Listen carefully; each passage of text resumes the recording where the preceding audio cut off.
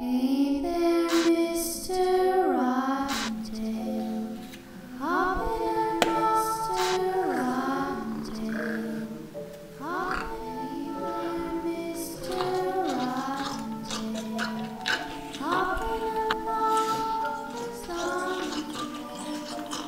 Hippity hoppity, bring her on.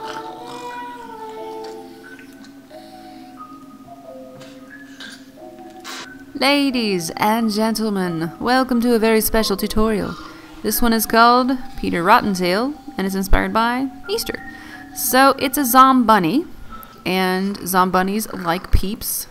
There are not enough peeps in the world to pacify ZOM-BUNNYs. So I hope you guys enjoy this tutorial and let's get started.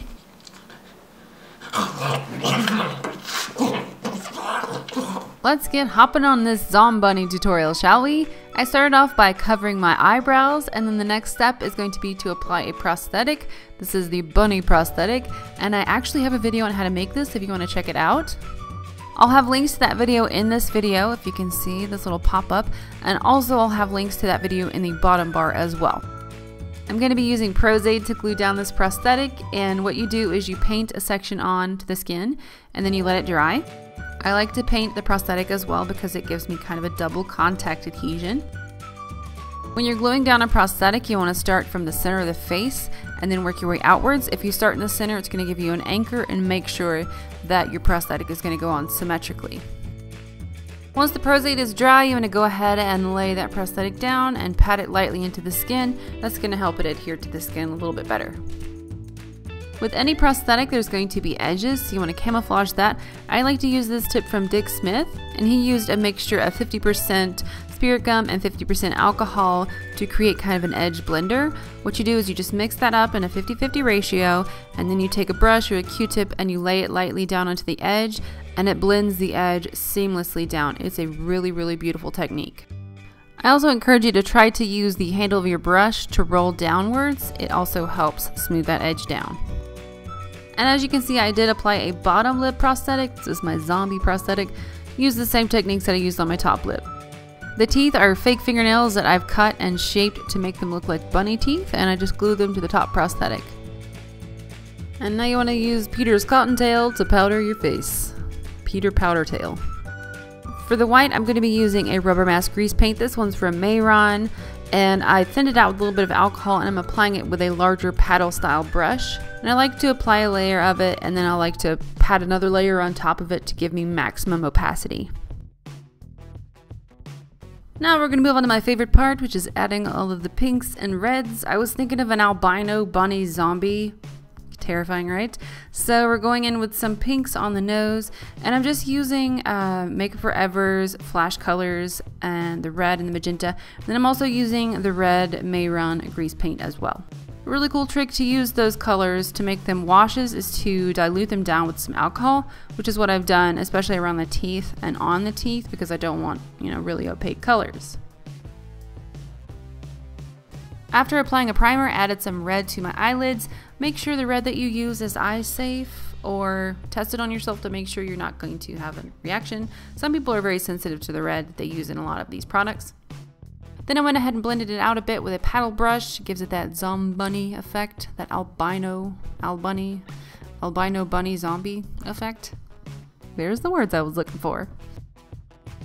I'm going to be using that magenta and red again to carve out my bunny's features. I want my bunny to look zombie-esque, kind of sunken in face as much as a bunny can. So I'm going in with that pink and red again and creating cheekbones for myself. I'm also going around the muzzle. I'm also defining the eye socket a little more to make it look a little more hollow. And I'm also going to go down the sides of the nose and to the temple area. So basically I'm just going to apply that all over my face and try to make it make sense for a bunny zombie. And here I'm just gonna go ahead and paint my bunny teeth, my grill. I do like to spend a lot of time when I'm doing a zombie on the mouth because I feel like the mouth is the focus a lot of times. So here I'm really taking time with those teeth, and I'm also taking my time to define those teeth ridges on the bottom prosthetic as well as add some ridges to the top prosthetic.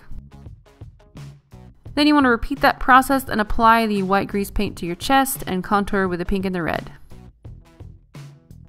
These ears are from the 99-cent store. I just picked them up, stippled a little latex on top, and then painted over them to match my color scheme.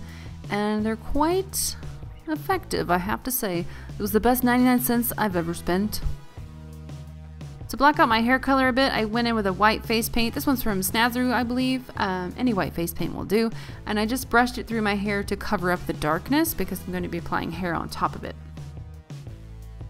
Now, what is this lovely furry thing that I'm holding in my hands? This is called crepe wool, and I'm going to show you guys how you can lay some hair. This is how a lot of people lay beards, how a lot of people lay button chops, eyebrows, things of that nature. So I'm going to show you how you do that. You want to take smaller sections of the crepe hair, separate them out, and then you want to cut them at an angle. And with this really nifty brush, comb situation, I like to lightly tap the hair down onto the glue. And by the way, I have stippled Prozade down onto the area where I'm applying the hair.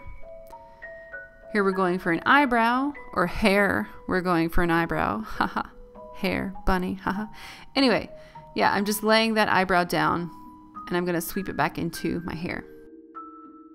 I also wanted a fuzzy effect on the muzzle, so I went in again with that crepe hair. And I did put some crepe hair on the ears as well. That crepe hair was all over my apartment by the end of this. It's about to get stickier than a peep up in here. We're going to go ahead and add some blood. And you can use whatever you want to. I use like 3 different bloods for this. But I'm using the Bloody Marvelous as well as the Fleet Street bloods. And that's going to wrap up Mr. Peter Cottontail. Rottentail. Hope you guys enjoyed this Easter-inspired ZOM-BUNNY. I had a total blast doing this. And I'd really appreciate it if you guys could give this video a thumbs up and join me on Facebook, Twitter, and Instagram for more of this crazy madness that I call my channel. Anyway, thanks guys for watching. Take care and happy Easter. Bye.